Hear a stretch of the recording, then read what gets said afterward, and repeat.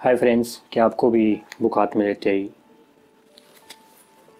नींद आने लग जाती है? कोई बड़ी बात नहीं है। एग्जामिनेशन टाइम में सभी के साथ ऐसा ही हो रहा है और नींद एक स्वाभाविक प्रक्रिया है, लेकिन फिर भी एग्ज़ाम्स के टाइम में पढ़ना ज़्यादा ज़रूरी है। नींद को भी कभी कभार कंप्रोमाइज़ करना पड़ता है। ये परेशानी ज़्यादातर स्टूडेंट्स के सामने आती है, कभी मेरे भी सामने आती थी, लेकिन फिर मुझे मेरे टीचर ने एक ऐसा सोल्यूशन बताया कि अब मुझे पढ़ते टाइम कभी नींद नहीं आती। कुछ मुश्किल भी नहीं है, बड़ा ही आसान है।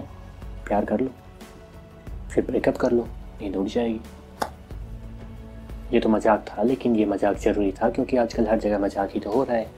मेरे पास तो अपनी टेक्निक थी नींद को रोकने की, लेकिन फिर भी मैंने सोचा क्यों ना इस टॉपिक पे वीडियो बना रहा हूँ तो थोड़ा रिसर्च भी कर लो। गूगल किया और यूट्यूब पे कुछ वीडियोस देखे तो देखा हर जगह मजाक ही चल रहा है। हमें भी थोड़ा बहुत मजाक तो डाल ही देना चाहिए। वो लोगों को पागल बनाने का मजाक करते हैं, मैं थोड़ा सा सेंस ऑफ ह्यूमर डालने के लिए कर रहा हूँ। वीडियोस देखे मैंने, ज़्यादातर लोग कहते हैं कि जब भी हम रिलैक्स होते हैं, जब हम कंफर्ट जोन में होते हैं तो हमें नींद आने लग जाती है। इसलिए उपाय ये है कि पढ़ते टाइम कभी भी रिलैक्स होकर ना बैठो, फिर तो दौड़ते दौड़ते पढ़े। यही एक उपाय बचा। इससे आगे और भी मज़ेदार चीज़ें वो कहते हैं कि ऐसे ना बैठो, ऐसे बैठो। ऐसे बैठने से नींद नहीं आती। और आगे सुनते जाइए। बोलते हैं कि जोर जोर से बोल के पढ़ो, मतलब खुद को सोना नहीं, घर में जो सो रहे हैं उनको भी सोने देना नहीं। लिख लिख के पढ़ो। ठीक है, मैथ्स को लिख के पढ़ लिया, साइंस के सब्जेक्ट्स में लिख के पढ़ लिया, लेकिन जीके को भी लिख के पढ़ो। हमेशा लिख के पढ़ना भी पॉसिबल नहीं होता क्योंकि इतना टाइम हमेशा नहीं होता। पढ़ने को जीके को भी लिख के पढ़ सकते हैं, लेकिन टाइम कितना लगेगा, ये भी सोचने की बात है। उसके आगे लोग बोलते हैं कि फिजिकल एक्टिविटीज़ साथ साथ करते रहो। कभी इधर बैठे, कभी उधर बैठे, कभी हाथ पाँव हिलाया तो नींद नहीं आएगी। कमाल है यार।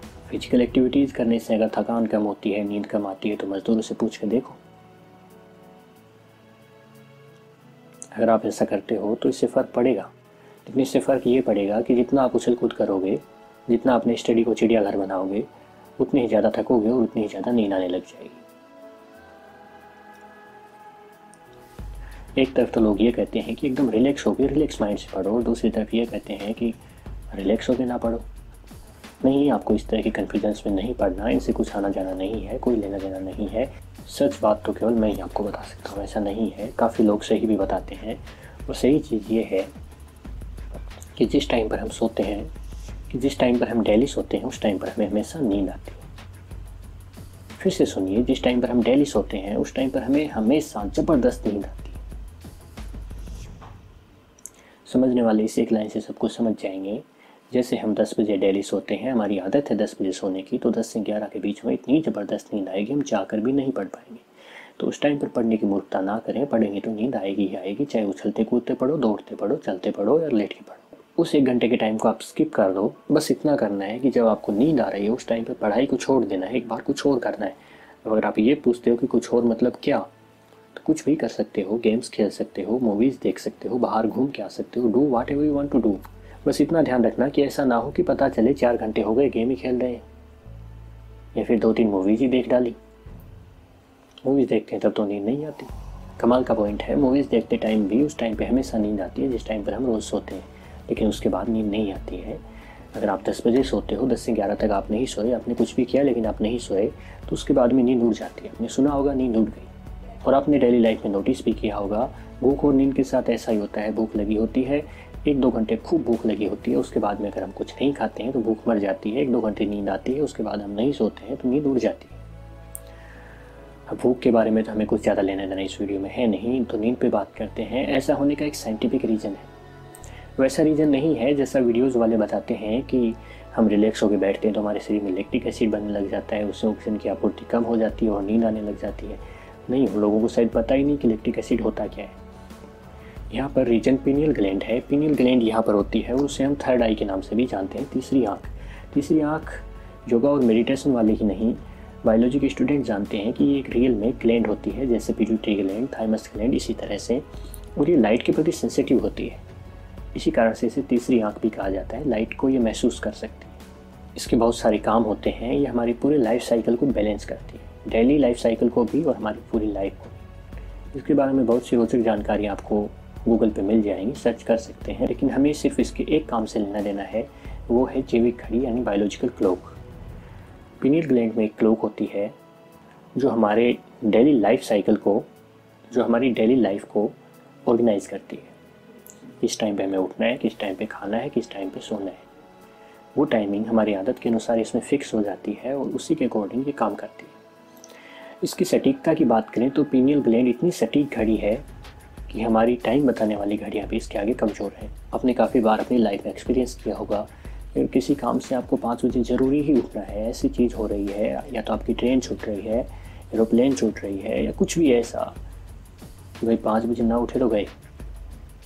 उस दिन आप 5 बजे के अलार्म लगा के सोते हो, 4:59 पे आपकी आंखें खुल जाती हैं, 5 बजने से ठीक 1 मिनट पहले, अलार्म बजने से पहले। उसका रीज़न होती है पीनियल ग्लैंड। तो जैसे हमें 10 बजे सोने की आदत है, तो 10 बजते ही हमारी पीनियल ग्लैंड हमारे ब्रेन को सिग्नल सेंड कर देगी कि अभी सोने का टाइम हो गया है, और ब्रेन सोने की मांग करने लगेगा। सिर्फ यही रीज़न होता है, और अगर हम सो जाएंगे तो फिर अगले दिन भी यही होगा। लेकिन अगर हमने उस 1-2 घंटे के टाइम को स्किप कर दिया किसी भी तरह से जाकर, उसके बाद में नींद उड़ जाएगी और हमें नींद वास्तव में नहीं आएगी। अगर आपने ऐसा 15-20 दिन तक किया तो आपका नया टाइम सेट हो जाएगा कि 10 बजे नहीं सोकर आप 1 बजे सोने लग जाओगे, तो फिर नींद आपको 1 बजे ही आएगी। सारी प्रॉब्लम सोल्व हो जाएगी, बिल्कुल भी मुश्किल नहीं है। आज ही करके देख सकते हो, आज ही आपको रिजल्ट मिलेगा। अब वीडियो ख़त्म नहीं हुआ, इसके आगे भी बहुत कुछ बचा है। दूसरी चीज़ आप यूज कर सकते हो चाय, कॉफ़ी और कोल्ड ड्रिंक्स।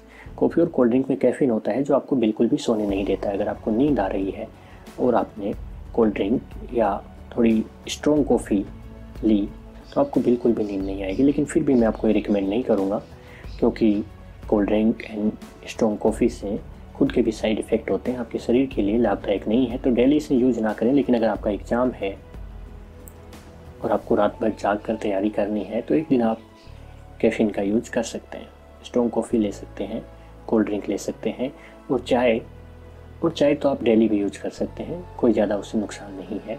और अब बात करते हैं तीसरी और लास्ट टेक्निक की। ये सबसे मुश्किल है और सबसे प्रभावशाली है, हार्ड भी और स्ट्रॉन्ग भी। ये बस इतनी है कि जब आपको नींद आए तो सो जाओ, नींद आए तो सो जाओ। 2 घंटे की अलार्म लगा के 2 घंटे बाद में उठ के पढ़ लो, 2 घंटे बाद में उठ के पढ़ो। इसमें सोना तो एकदम आसान है, लेकिन सोकर उठना बहुत मुश्किल है। लेकिन अगर आप सोकर उठते हैं, इस तरह पढ़ते हैं, तो इससे बढ़िया टेक्निक दुनिया में कोई नहीं बनी है और ना कभी बनेगी। उस टाइम आपका दिमाग एकदम फ्रेश होता है, आपके शरीर की सोने की आवश्यकता पूरी हो जाती है और आप बिना किसी परेशानी के पढ़ सकते हैं। चाहे आप बैठ के पढ़े, रिलैक्स होकर पढ़े, दौड़ते पढ़े, कैसे भी पढ़े, बस हाँ लेट के ना पढ़े, वो कुछ ज़्यादा एक्सट्रीम रिलैक्स हो जाता है, उसमें नींद फिर से आने लग जाती है। अब रही बात मेरे एक्सपीरियंस की, तो इन तीनों टेक्निक्स को ही आपको बताने से बहुत पहले मैं खुद रियल लाइफ में एक्सपेरिमेंट कर चुका हूँ। और कॉफ़ी वाली टेक्निक ने तो मुझे बहुत बुरा फंसाया था। एग्ज़ाम था मेरा अभी कुछ ही दिनों पहले मेरा एक एग्ज़ाम था सुबह 9 बजे से, और शाम को 10-11 बजे ऐसे ही फ्रेंड्स के साथ बाहर टहल रहा था। स्ट्रॉन्ग कॉफ़ी ले ली कुछ ज़्यादा ही, पूरी रात नींद नहीं। सुबह एग्ज़ाम देना है, पूरी रात सो नहीं पाए। तो आप सोचिए, तो कैफ़ीन को इतना भी यूज़ ना करें, वो नींद वाकई में उड़ा देता है। दूसरी चीज़, अगर आपने ये वीडियो यहाँ तक देखा है तो मैं आशा करता हूँ कि आप मेरा दूसरा चैनल प्रेम द सीकर ज़रूर देखते होंगे। तो बोल देता हूँ, वीडियो अच्छा लगे या बुरा लगे मैं नहीं जानता, बुरा लगे डिसलाइक कर दो, अच्छा लगे लाइक कर दो, लेकिन सब्सक्राइब करो दोनों चैनल्स को और दबाओ घंटे को, ताकि नोटिफिकेशंस तुरंत मिल सके। और अब लास्ट में एक वार्निंग भी दे देता हूँ जो खुद मेरे भी सामने आई। अपनी नींद के साथ इतना भी दुष्कर्म ना करना, अपनी नींद के साथ इतना भी दुष्कर्म ना करना कि फिर यूट्यूब पे ये खोजना पड़े कि नींद नहीं आ रही है जी, क्या करें। उतना ही काम आप 6 घंटे सो के भी कर सकते हो, उतना ही काम आप 9 घंटे सो के भी कर सकते हो। 9 घंटे सोने के बाद भी 15 बज जाते हैं, 15 में तो कुछ भी कर लो। बस इतना ध्यान रखो कि बहुत ज़्यादा ना हो जाए और बहुत ही कम ना हो जाए। उसमें आपके शरीर, मन और टाइम तीनों को नुकसान है। ज़्यादा सोए तो भी और कम सोए तो भी, पूरी लाइफ बिगड़ जाएगी, पता नहीं चलेगा चल क्या रहा है, चलना क्या चाहिए। इसलिए ध्यान रखना। दैट्स इट, अभी सो जाओ।